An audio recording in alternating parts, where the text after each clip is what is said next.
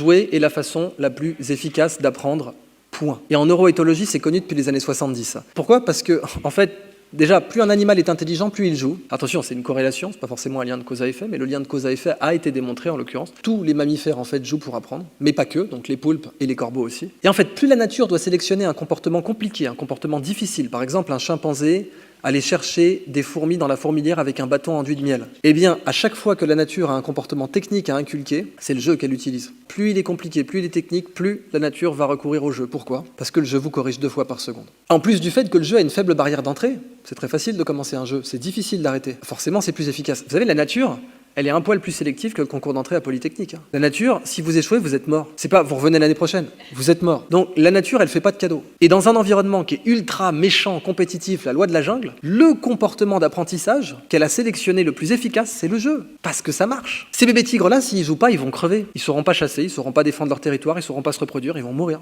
Et l'espèce va mourir avec eux. Donc pour eux, jouer, c'est sérieux. Hein. C'est pas juste comme ça pour le délire. Ça leur apprend à se reproduire, à chasser, à défendre leur territoire.